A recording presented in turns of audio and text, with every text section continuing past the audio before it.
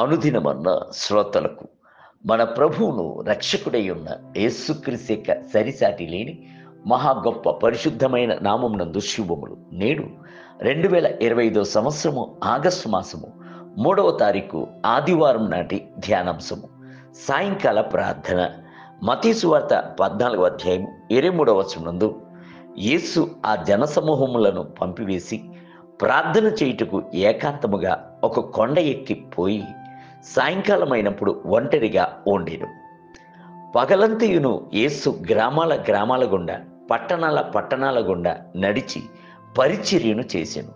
కాపరి లేకుండా ఉండే గొర్రెల వంటి ప్రజలను చూచి జాలిపడి వారిలో ఉన్న దెయ్యములను వెళ్ళగొట్టి వ్యాధులను స్వస్థపరిచి కుష్ఠరోగులను బాగుచేసి అద్భుతములు చేసెను. సాయంకాలం అయినప్పుడు ఆయన యొక్క అంతరంగము తండ్రితో సంభాషించుటకు తప్పించెను. త్వరగా జనసమూహములను పంపివేసి ప్రార్థించుట కొరకు ఏకాంతమైన స్థలమునకు వెళ్ళెను అని బైబిల్ గ్రంథము సెలవిచ్చుచున్నది.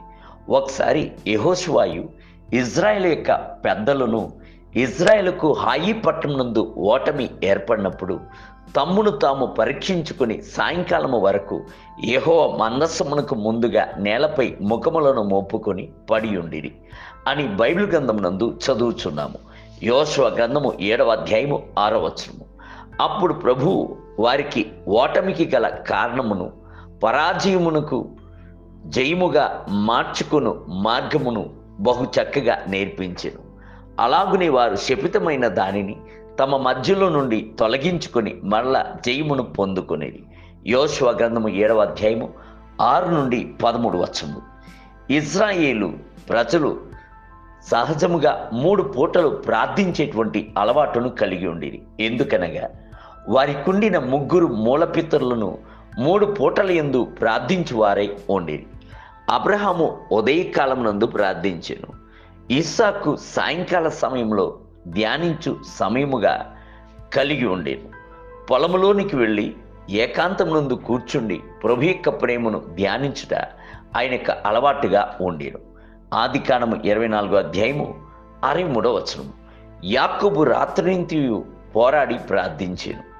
దావీదు కూడాను 3 పూటలను తన యొక్క ప్రార్థనా సమయముగా మార్చెను. అయితే నేను దేవునికి మొరపెట్టుకుందును, యెహోవా నన్ను రక్షించును. సాయంకాలమున ఉదయమున మధ్యాహ్నమున నేను ధ్యానించుచు మొరపెట్టుకుందును, ఆయన నా ప్రార్థన ఆలకించును అని చెప్పాను. 55వ కీర్తన 16 మరియు 17 వచనములు. మీకు దినమంతియు శ్రమించుటకు బలమును శక్తిని ప్రభు అనుగ్రహించుచున్నాడు. సాయంకాల సమయం నందు ప్రభుతో కొంచెమైనను సమయంను ఖర్చు పెట్టుడి.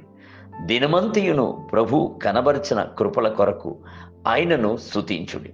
దేవుని బిడ్డలారా, కొన్ని సమయముల యందు మీకు తెలియకుండానే కొన్ని పాపములు మీ యొక్క జీవితంలోనికి ప్రవేశించి ఉండవచ్చు.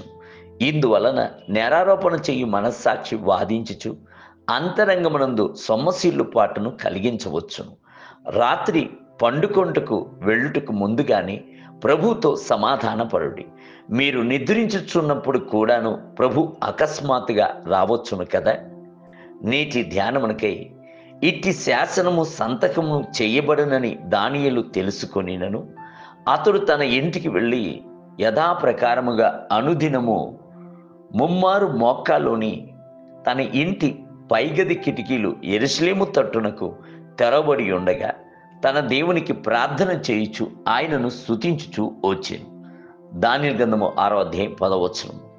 నేటి వేద పఠనము ఉదయం కీర్తన గ్రంథము 63, 64 మరియు 65 అధ్యాయము.